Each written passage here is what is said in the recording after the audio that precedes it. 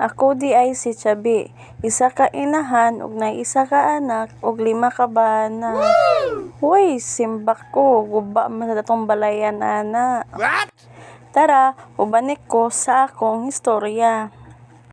Ug mao ni akong anak nga si Kiara Amore. Ug akong bana nga tuwa sa bukid. Kay siya ang naningkamot aron mabuhi mi. Wow! Kay actually college graduate gyud ko. Pero mas gipili namo nga dili sa ko manarbaho ug atimanon sa nako si Kiara. Kay lisod man gyud daw tong duha mi ang dili makita ni Kiara, mas maayo man gyud daw tong ang asawa may magatiman sa anak. Kay aron gyud mapukusan ang anak. Kay lisod daw kuno kaayo nga biyaan ang anak tas babae pa gyud ni kay wala ra ba gyud ta kabalo sa panahon karon. Kay naa lagi daw masing saligan nimo ang tao na imo rang kapamilya pero unayon ra di ay ka. So mao tong nag-decide mi nga mag babysitter na lang sa ako. Totally ako masading anak ug mas maayo man gyud ug ako ang magbantay sa akong anak. Ug sa wala pa day ko nagminyo, ang trabaho day sa kong papa kay mananagat. Ug sa kong mama, housewife ra gid siya.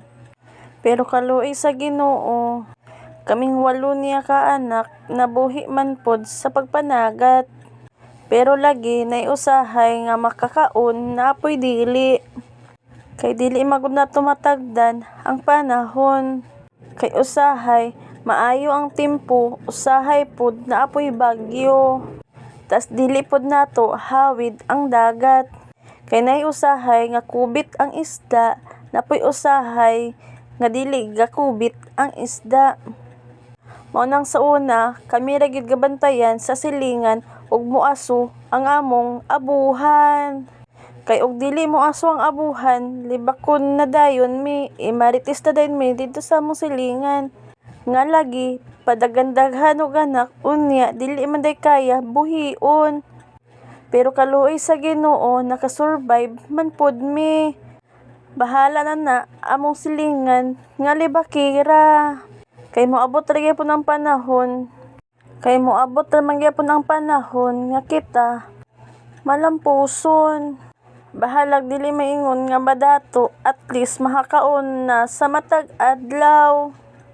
Ug dili na kaayo tantong lisod. Ug moabot ra gyapon ang panahon nga kita napoy ilang duulan. Okay, bye. Thank you for watching. Bye.